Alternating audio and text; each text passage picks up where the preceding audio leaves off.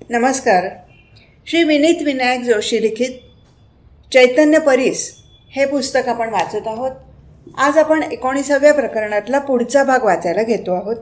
14. संत आपल्याला परमेश्वराकडे जायचा रस्ता सांगतात.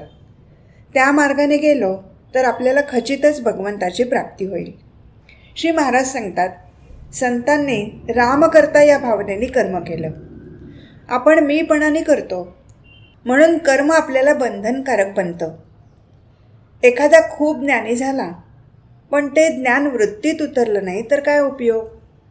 जगाचं खरं स्वरूप समजून घेण्यासाठी जो सुखदुःखाच्या जाळ्यात सापडला नाही त्याच्याकडे जावं. आपल्याला गुरु सांगत असतात, त्यांचं ऐकल्याने आपलाच फायदा होत असतो. ते आपल्याला भवरोग झाला आहे असं सांगतात व त्याकरता संतसंग करा आणि नामात राहा म्हणून सांगत असतात. तुकाराम महाराजांनी तर आपल्या उपासनेची शपथ घेऊन सांगितलं आहे की नामस्मरणासारखं सोपं साधन नाही. समर्थ आणि तुकाराम यांनी तुमच्या कल्याणाकरताच ते साधन सांगितलं आहे. ते तुम्ही न कराल तर त्यांचं काही नुकसान नाही, तुमचंच नुकसान आहे. जंगलात सापडलेल्या माणसाप्रमाणे आपलं झालं आहे. आपली वाट चुकली आहे असं ज्याला वाटेल तोच जंगलातून बाहेर पडण्याची वाट विचारतो. आपण विषयात आनंद मानून त्यातच रंगून गेलो आहोत, त्यामुळे देवाकडे जाणारा रस्ता चुकलो आहोत. म्हणूनच संत सांगत असतात, त्या वाटेनेच जाण्याचा निश्चय करावा आणि तो मार्ग जरी कठीण वाटत असला तरी तो देवाकडे जातो हे लक्षात ठेवावं. संतांनी जो मार्ग आखला त्यावर डोळे मिटून जावं, पडण्याची अडखळण्याची भीतीच नाही. संत काय करतात? आपण चुकीची वाट चालत असताना अरे तू वाट चुकलास अशी जागृती आपल्याला देतात आणि खरा मार्ग दाखवतात. संत जो बोध सांगतात त्याचं आपण थोडं तरी आचरण करावं. भगवंताचं अधिष्ठान ठेवून प्रत्येक काम करावं. संतांनी अखंड जागृत राहण्याचा मार्ग सांगितला की देहाने प्रपंच करा पण मन भगवंताच्या ठिकाणी अर्पण करा. मन भगवंताच्या ठिकाणी स्थिर झाल्याशिवाय इतर काहीही करून उपयोग नाही. संतांच्या सांगण्यावर पूर्ण श्रद्धा ठेवावी. अशी श्रद्धा असणं ही फार भाग्याची गोष्ट आहे. संतांनी सांगितलेल्या मार्गाने जावं म्हणजे मार्ग सापडतो. 15. अत्यंत चिकाटीने संतांचा समागम करावा. श्री महाराज सांगतात, एकूण योनी इतक्या आहेत की त्यामध्ये मनुष्य जन्म येणं कठीण आहे. मनुष्य जन्म येऊन भगवंताची प्राप्ती झाली नाही तर जीवाचं फार मोठं नुकसान आहे. म्हणून अत्यंत चिकाटीने संतांचा समागम करावा, त्यांची कृपा प्राप्त करून घ्यावी. आपण प्रपंचात इतके खोल जातो की संतांची हाक आपल्याला ऐकूच येत नाही. ती ऐकू येईल इतक्या तरी अंतरावर असावं. संत वचनावर विश्वास ठेवल्यावर भगवत प्रेम वाढेल, विषयाचं प्रेम कमी होईल, त्याने कल्याण होईल. देहाला विसरून आणि देवाला स्मरून जे मिळवायचं ते भगवंताचं सुख आहे. ते प्राप्त होण्याचा मार्ग समजावून घेण्यासाठी आपण सत्पुरुषाकडे गेलं पाहिजे. 16. भक्तीशिवाय सर्व काही वाया आहे. श्री महाराज सांगतात, संतांजवळ राहावं आणि भक्तीचं साधन करावं. अत्यंत तळमळीशिवाय भगवंताचा योग शक्य नाही. संत समागम प्रारब्धाने होतो, पण समरीतीने जाता आलं नाही तर खरा समागम आपल्याला होत नाही. संत आपल्याला मार्ग दाखवायला तयार असतात, पण आपला अभिमान आडी येतो. 17. संतांची वाणी गोड मऊ हितकारक असते तसं आपण बोलावं. श्री महाराज सांगतात, वाईट विचार मनात आले की नामाची जोड ठेवावी. संत आपल्या हिताचं सांगतात, पण आपलं मन विषयात वावरत असल्यामुळे त्यांचं बोलणं आपल्या मनात पूर्णपणे ठसत नाही. औषध कडू असलं तरी रोग झाल्यावर ज्याप्रमाणे आपण ते घेतो तसं प्रसंगातल्या व्याधींनी ग्रस्त झाल्यानंतर संतांचं हितकारक बोलणं ऐकावं. संतांनी मिळवलेलं पद मिळवण्याचं साधन आपणही करतो, पण त्यांचं करणं निस्संशय असतं. आपण नेहमी शंकाच व्यक्त करत असतो. डोळ्यात खुपणारा खडा काढण्यासाठी त्यात लोणी घालतात. त्यांनी न खुपता खडा बाहेर येतो आणि डोळा थंड होतो. त्याप्रमाणे संतांची वाणी गोड मऊ हितकारक असते तसं आपण बोलावं. तुमच्या आमच्या घरातले लोकसुद्धा आपलं ऐकत नाहीत, पण संतांची वाणी जगावर राज्य करते, परिणाम करते, कारण ती सर्व व्यापक असते, ती अत्यंत तळमळीची असते. 18. संत ज्याची त्याची वृत्ती बघून मार्ग सांगत असतात. श्री महाराज सांगतात, संतांच्या मर्जीने वागल्यास कल्याण होईल खास. संत ज्याची त्याची वृत्ती बघून मार्ग सांगत असतात. याकरताच संतांचे संगत धरून ते सांगतील तसं वागावं. ते वागतात तसं नाही वागू. आपल्या पतंगाची दोरी संतांच्या हातात द्यावी आणि आपण निश्चिंत राहावं. आपला शिष्य कोणत्या आध्यात्मिक भूमिकेवर आहे हे संतांना कळतं. संत जे साधन सांगतात ते आपल्या शक्तीप्रमाणेच असतं. संत सांगतील त्याप्रमाणे वागावं. सत्पुरुषाच्या वचनावर विश्वास ठेवून त्याप्रमाणे वृत्ती बनवणं हा खरा सत्समागम. 19. आपण संतांना शरण गेलं पाहिजे. श्री महाराज सांगतात, आपण संतांना शरण गेलं पाहिजे. सर्व सृष्टीच्या दृष्टीने आपण आणि आपला प्रयत्न अगदी कप पदार्थ आहोत. म्हणजे खऱ्या अर्थाने आपण निमित्त मात्र आहोत. म्हणून आपल्या वाट्याला येणारी चांगली अगर वाईट कर्म ही ईश्वराचं मनोगत समजावीत. ज्या करता जन्माला आलो ते कारण फक्त संतच उमगले, म्हणून त्यांना शरण जावं. 20. साधूजवळ कधीही व्यावहारिक गोष्टी मागू नयेत, त्या प्रारब्धावर सोपवाव्यात. श्री महाराज सांगतात, व्यावहारिक वासना तृप्त करण्यासाठी संत नसतात हे ओळखून त्यांची संगत करावी. आमची प्रपंचाची नड संताने दूर करावी हे म्हणणं चुकीचं नाही का? ती दूर करण्याकरता प्रापंचिकाकडे जावं, संतांकडे नव्हे. 21. ज्या घटकेला आपलं चित्त शुद्ध होतं त्या घटकेला संतांची खरी प्रचिती आली असं समजावं. श्री महाराज सांगतात, आपण ज्या सत्पुरुषाकडे जातो त्यांनी सांगितलेल्या मनापासून आचरण्याचा प्रयत्न करावा, तरच त्याच्याशी खरी संगत केली असं होईल. संतांची प्रचिती पाहणं म्हणजे आपलं प्रपंचातलं काम मनासारखं होणं हे नव्हे. ज्या घटकेला आपलं चित्त शुद्ध होतं त्या घटकेला संतांची खरी प्रचिती आली असं समजावं. पुष्कळ वेळा आपले दोष आपल्याला कळतात, ते भगवंताच्या आड येतात हे देखील कळतं, पण त्याला आपला इलाज नसतो. उदाहरणार्थ, काही लोकांची दृष्टी फारच बाधक असते. एखादी चांगली वस्तू किंवा गोष्ट त्यांनी बघितली की ती बिघडते. असे दोष पुष्कळ वेळा ज्याचे त्याला सुधारता येत नाहीत. पण सत्संगती जर लाभली तर मात्र असले दोष देखील सुधारतात. हाच संतांच्या संगतीचा महिमा आहे. संतांजवळ जे समाधान असतं ते आपल्याला लाभलं किंवा त्याची आवड उत्पन्न झाली म्हणजे संतांची प्रचिती आली असं समजावं. 22. श्री महाराज सांगतात, रात्री सर्वजण झोपल्यावर शिपाई जसे गस्त घालतात तसे साधू संत आमच्या गैरसावधतेत जागृत असतात. 23. संत जसं बोलतात तसं वागतात. श्री महाराज सांगतात, आपण आणि संत यांच्यात मनुष्य या दृष्टीने फरक नाही, पण संत जसं बोलतात तसं वागतात. आपण बोलतो चांगले पण वागतो मात्र त्याच्या उलट. आपल्या स्वार्थाच्या आड कोणी आलं की आपण वाईट बोलतो. आपण नुसती नीतीची तत्त्व सांगतो तेव्हा अगदी चांगलं बोलतो, पण वागताना मात्र उलट वागतो. म्हणून आपण अशी वृत्ती करूया की नंतर तसं बोलता येईल. 24. संत सदा सर्वदा समाधीसुख भोगत असतात. श्री महाराज सांगतात, सर्व ठिकाणी भगवंतच भरलेला आहे अशी मनाची पक्की खात्री झाल्यावर मग द्वैत आपोआप नाहीसं होऊन जी एकाग्रता साधते तीच खरी समाधी होय. संत सदा सर्वदा समाधीसुख भोगत असतात. 25. संत संकटाची भीती नाहीशी करतात. श्री महाराज सांगतात, संत आपल्यावर येणारी संकटं नाहीशी करत नाहीत, तर त्या संकटाची भीती नाहीशी करतात. संकटापेक्षा संकटाची भीतीच आपल्याला फार घाबरवून सोडते.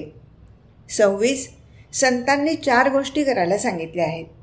श्री महाराज सांगतात, पहिली गोष्ट निर्गुणत्व कळायला कठीण म्हणून सगुणोपासना करावी, त्यानेच निर्गुण रहस्य कळेल. दुसरी गोष्ट म्हणजे नम्रता. अभिमानाने परमात्मा दुरावतो. सर्वांशी जो नम्र तो भगवंताला प्रिय असतो. तिसरी गोष्ट अन्नदान. कलियुगात यथाशक्ती अन्नदान करीत जावं. चौथी गोष्ट म्हणजे भगवंताचं नामस्मरण अखंड ठेवणं. 27. सत्संगतीने साधकाची वाढ होते. श्री महाराज सांगतात, संतांजवळ राहिल्यामुळे आसक्ती जरी पुरती सुटली नाही तरी नकळत कमी होत असते. म्हणून आपण नेहमीच सत्समागमात राहावं. संगतीचा आपल्या मनावर फार परिणाम होतो. आपण हातात काठी घेतली तर उगीच कोणाला मारावं असं वाटेल. ही झाली काठीची संगत. आपण हातात माळ घेतली तर तिने जपच करू. माळेने आपण काही कोणाला मारणार नाही. आपल्या पोशाखात, वागण्यात, बोलण्यात सर्व ठिकाणी संगत आपल्यावर परिणाम करते. म्हणून संतांचा सहवास नेहमी ठेवावा. सत्संगतीने साधकाची वाढ होते.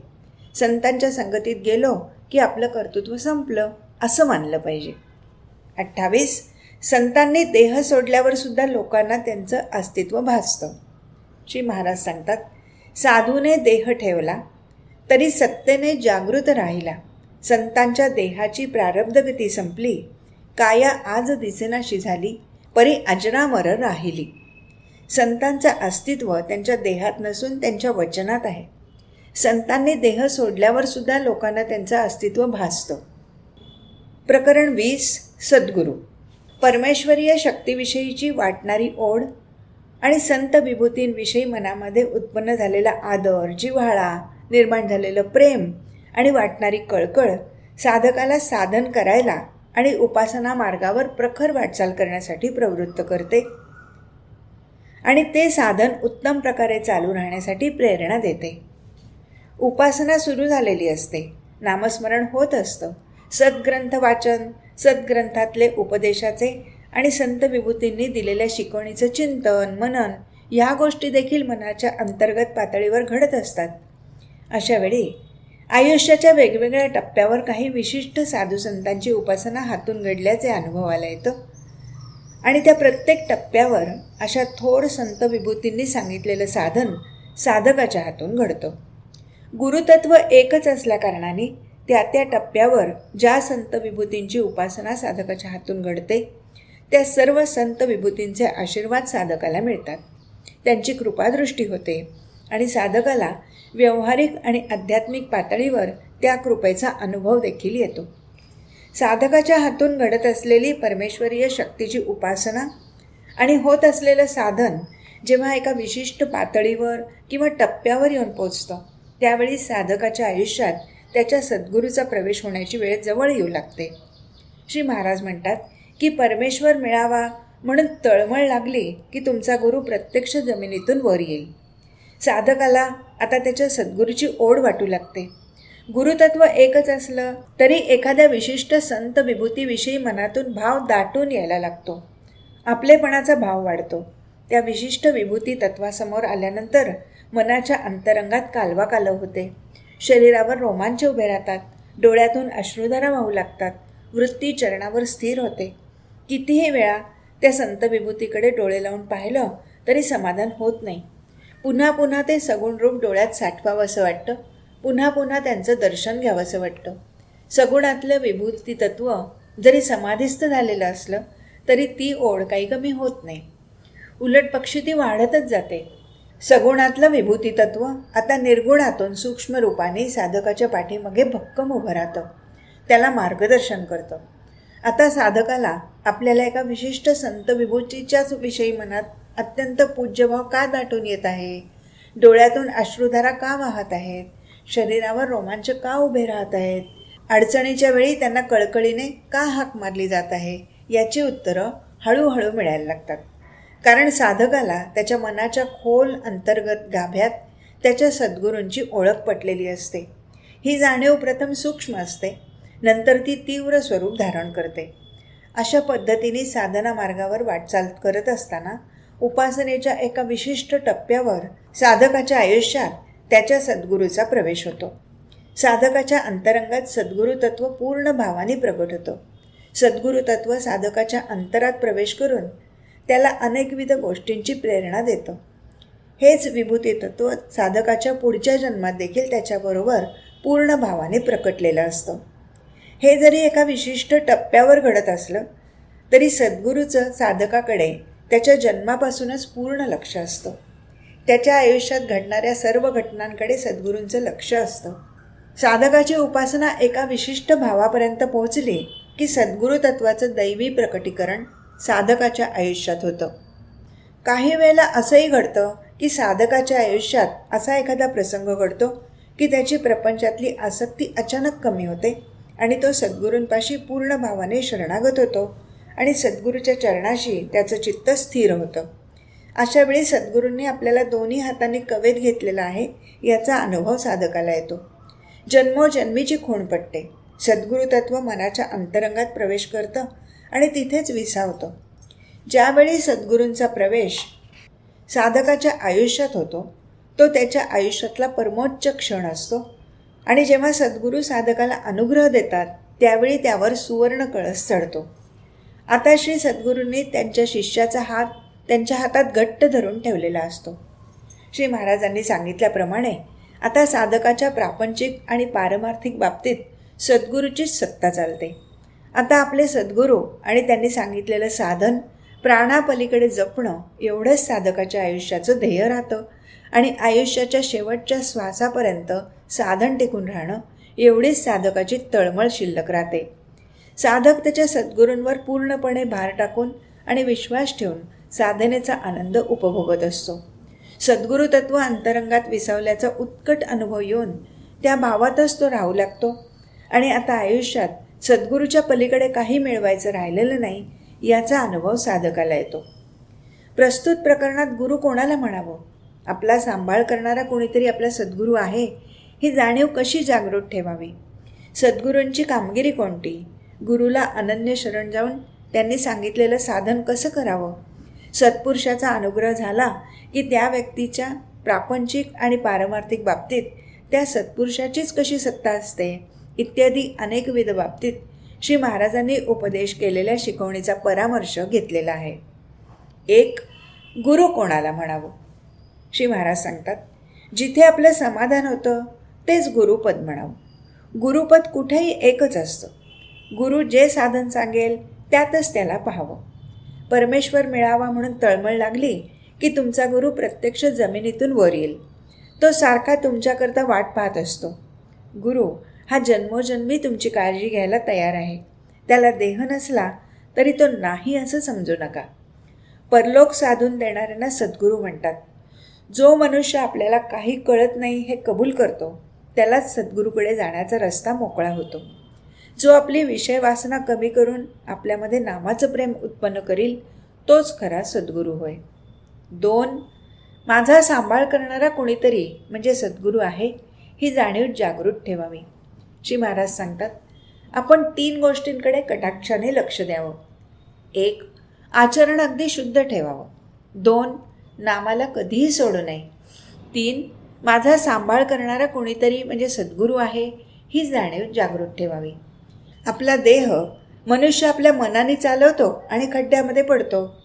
सद्गुरू गाडीवानाचं काम करतात आणि आपल्या देहरूपी गाडीला योग्य रस्त्यावरून नेतात. आपण नेहमी भगवंताच्या अनुसंधानात मग्न असावं आणि गाडीवानावर विश्वास ठेवून निर्धास्त असावं. मग कसलाच धोका उरणार नाही. सद्गुरू मला सहाय्य करतील अशी तुमची खात्री पाहिजे. म्हणजे त्यांना सहाय्य करावंच लागतं याचा अनुभव घेणं हे तुमच्याच हाती नाही का? 3. गुरु एकदा भेटले की आता काही कर्तव्यच उरलं नाही असं ज्याला वाटलं त्यानेच गुरु भेटल्याचं सार्थक केलं असं होतं. श्री महाराज सांगतात, गुरूंकडे गेल्यावर त्यांच्याजवळ खरं समाधान मागावं आणि ते मिळाल्यावर आणखी काय मिळवायचं राहतं? प्रपंचात सुखदुःख झालं, समाधान मिळालं नाही तर मग खरं सुख कुठे आहे आणि ते मला कोण दाखवेल अशी ज्याला तळमळ लागेल तोच गुरु करेल. सत्कर्माचा अभिमान जर आपल्याकडे घेतला तर रामाचा विसर नाही का पडला? अभिमान गेल्याशिवाय राम नाही भेटणार. देवाजवळ गेला तरी नामदेवाचा अभिमान नाही गेला. म्हणून भगवंतांनी त्याला गुरु कर म्हणून सांगितलं. गुरु एकदा भेटला की आता काही कर्तव्यच उरलं नाही असं ज्याला वाटलं त्यानेच गुरु भेटल्याचं सार्थक केलं असं होतं. आपण आपल्या सद्गुरूंचे आहोत असं छातीटोकपणे सांगत चलावं. काही नाही केलं तरी चालेल पण आपले सद्गुरू आपल्या मागे पुढे आहेत अशी दृढ भावना असावी. 4. सद्गुरूंची कामगिरी कोणती? श्री महाराज सांगतात, सद्गुरू आपलं चुकलं कुठे ते सांगतात. सद्गुरू आपल्याला मार्गाला लावतात. सद्गुरू जागं करण्याचं काम करतात. सद्गुरू दर्शनाने तुमची पूर्वकर्म पापं जळून जातात. तुमची पुढची काळजी सद्गुरू घेतात. तेव्हा पाठीमागची आठवण काढीत बसू नये आणि काळजी करू नये. समाधानात आणि आनंदात असावं. 5. सद्गुरूच्या शब्दांवर विश्वास ठेवून श्रद्धेने आणि प्रेमाने नाम घ्यावं. गुरुने सांगितलेलं अक्षरशः पाळणं हेच खरं साधन. श्री महाराज सांगतात, खरोखर संतांचे आपल्यावर केवढे उपकार आहेत. जगातलं सुख हे खरं सुख नव्हे, दुःखाने सुखाचा घेतलेला तो वेश आहे असं जेव्हा त्यांच्या अनुभवाला आलं तेव्हा त्यांनी त्या सुखाकडे पाठ फिरवली आणि खऱ्या सुखाच्या शोधाला ते लागले. परमेश्वर प्राप्तीचंच खरं सुख आहे असं त्यांना आढळून आलं. त्या प्राप्तीचा अगदी सोपा मार्ग म्हणजे ईश्वराचं नाम. हेच वेदकाळापासून ते आत्तापर्यंत सर्व साधुसंतांनी अनुभव घेऊन सांगितलं आहे. सद्गुरूंकडून मिळालेलं ईश्वराचं नाम प्रेमाने, भक्तीने आणि एकाग्रतेने घेतलं तर परमेश्वर आपल्याजवळ येऊन उभा राहतो असं सर्व संतांनी आपला अनुभव कंठारवाने सांगितला आहे. तसं नाव आपण घेतो का? गुरुनी जे नामस्मरण करायला सांगितलं असेल तेच करीत राहावं आणि त्यातच त्याला पाहावं. 6. सद्गुरू सांगतील तसं वागावं. श्री महाराज सांगतात, सद्गुरू सांगतील तसं वागावं, त्यामुळे आपला अभिमान नाहीसा होतो. संतांचा थोडासा कटाक्ष कर्ममार्गावर आहे, तो याच करता की कर्म करण्याने अभिमान येतो आणि या उलट गुरु आज्ञेत वागल्याने तोच अभिमान नाहीसा होतो. इथे अशी शंका वाटेल की गुरु तरी नामस्मरण करायलाच सांगतात, म्हणजे कर्म आहेच ना. गुरु आपल्याला नामस्मरण करायला सांगतात ते पूर्वीचा विषयाचा अनुभव नष्ट करण्यासाठी. प्रारब्धाचा जोर मोठा विलक्षण आहे. भोग येण्याचा समय आला म्हणजे तो बुद्धीवर परिणाम करतो. तिथे आपण सावध राहून सत्पुरुषाच्या सांगण्याप्रमाणेच वागलो तर प्रारब्धाचा जोर मंदावल्या वाचून राहणार नाही. बुद्धीला आवरण्याची युक्ती साधायला आज्ञापालन हे सर्वोत्कृष्ट साधन समजावं. 7. एका सद्गुरू वचनावर विश्वास ठेवला की सुखदुःखाच्या गोष्टीचा मनावर परिणाम होत नाही.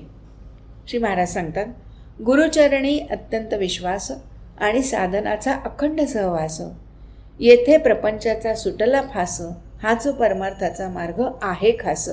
निसंशय करावी वृत्ती आपण, सद्गुरूस जावे शरण, संशय विरहित वृत्तीने घ्यावे नाम, जे सुखाचे आहे धाम. आपल्याला वाटाड्या भेटला म्हणजे त्याच्यावर विश्वास ठेवून आपण चालतो, त्याप्रमाणे गुरूंच्या वचनावर विश्वास ठेवून आपण वागावं म्हणजे आपलं हित होतं. 8.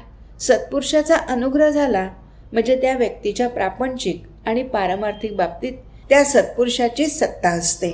श्री महाराज सांगतात, प्रापंचिक बाबतीत प्रारब्ध हे एक खातं आहे, त्याचा संबंध देहापुरता असतो. प्रत्येकाच्या प्रारब्धानुसार त्याला बऱ्या वाईट गोष्टी भोगाव्या लागतात. सत्पुरुष होता होईल तो त्यात ढवळाढवळ करत नाही. फक्त व्यक्तीच्या कल्याणाकरताच जर जरूर असेल तर सत्पुरुष त्यात ढवळाढवळ करेल, पण परमार्थाच्या बाबतीत त्याची सर्व सत्ता असते. एकदा संताच्या पायावर डोकं ठेवल्यावर आपला प्रपंच आणि परमार्थ ही दोन्ही त्याच्याकडे सोपवून प्रपंचात घडणाऱ्या गोष्टी त्याच्याच इच्छेने घडत आहेत अशी भावना ठेवून आपलं कर्तव्य करीत त्यांनी सांगितलेल्या साधनात एकनिष्ठ राहणं हाच खरा मार्ग आहे. सद्गुरूंनी सांगितलेलं साधन आपण प्रामाणिकपणे संशयरहित होऊन करावं. त्याकरता व्यवहार सोडायची जरूर नाही. आपण व्यवहाराला सोडू नये, पण व्यवहारात गुंतू नये. आपलं सर्व जीवन सद्गुरूच्या ताब्यात दिल्यावर ते सांगतील त्याप्रमाणे वागणं हेच आपलं कर्तव्य ठरतं. गुरूंवर विश्वास ठेवून चिकाटीने आणि आवडीने नाम घ्यावं. श्री महाराज सांगतात की सत्पुरुषाचा अनुग्रह झाला म्हणजे त्या व्यक्तीच्या प्रापंचिक आणि पारमार्थिक बाबतीत त्या सत्पुरुषाची सत्ता असते. जेव्हा आपण उपासना करत असतो, सद्गुरूंनी सांगितलेलं साधन करत असतो, त्यावेळी आपण मनाने आपल्या सद्गुरूंशी एकरूप झालेलो असतो. पण ही एकरूपता अखंड टिकवून ठेवण्यासाठी आपल्याला अत्यंत प्रयत्नशील राहावं लागतं. साधनात किंवा उपासनेत जरा जरी खंड पडला की सद्गुरू तत्वाशी निर्माण झालेली एकरूपता विस्कळीत झाल्याची भावना मनामध्ये निर्माण होते. साधन आणि उपासना पुन्हा सुरू झाली की ती एकरूपता पुन्हा साधली गेल्याचा अनुभव आपल्याला येतो. अशा पद्धतीने कधी नेमाने उत्तम चाललेलं तर कधी खंड पडल्यामुळे विस्कळीत झालेलं साधन मात्र आपल्याला आपल्या सद्गुरूंचा अनुग्रह झाला म्हणजे आपल्या अंतरंगात स्थिरावलं. आपल्या प्रारब्ध योगानुसार उपासनेच्या एका विशिष्ट टप्प्यावर आणि आपल्या सद्गुरूंच्या कृपेने आपल्याला आपल्या सद्गुरूंचा अनुग्रह होतो. तो व्हायच्या आधी मात्र मनाच्या अंतरंगात त्या दृष्टीने भावना सतत उचंबळून येत असतात. आता आपण आपल्या सद्गुरूंकडून अनुग्रह घ्यावा असं आतून कळकळीनं वाटू लागतं. इतके दिवस आपल्या सद्गुरूंनी सांगितल्याप्रमाणे आपण नामस्मरण, साधना, उपासना करत आहोत. पण आता आपल्या सद्गुरूंनी आपल्याला अनुग्रह द्यावा आणि आपल्या सद्गुरूंकडून सिद्ध झालेलं भगवंताचं नाम आपल्याला त्यांच्याकडून अनुग्रहाद्वारे प्राप्त व्हावं अशी तळमळ मनात दाटून येते. इतके दिवस आपण त्या थोर संत विभूतीला मनातून आपले सद्गुरू मानत आलेलो असतो, पण आता आपल्या सद्गुरूचा आपल्याला अनुग्रह व्हावा ही भावना मनामध्ये उच्चंबळून येते. आपल्या सद्गुरूंनी आता आपल्याला त्यांचं म्हणावं, सद्गुरूंनी आपल्यावर कृपादृष्टी ठेवून त्यांनी त्यांच्या साधनेतून सिद्ध केलेलं परमेश्वरीय शक्तीचं नाम आता आपल्याला द्यावं अशी कळकळ वाटू लागते. अनुग्रह होणे हा साधकाच्या पारमार्थिक आयुष्यातला सर्वोच्च क्षण. श्री सद्गुरूच्या चरणकमलावर मस्तक ठेवून त्यांच्याकडून नाममंत्राची दीक्षा घेताना साधक त्याच्या उपासना मार्गातला अति उत्कट भाव अनुभवित असतो.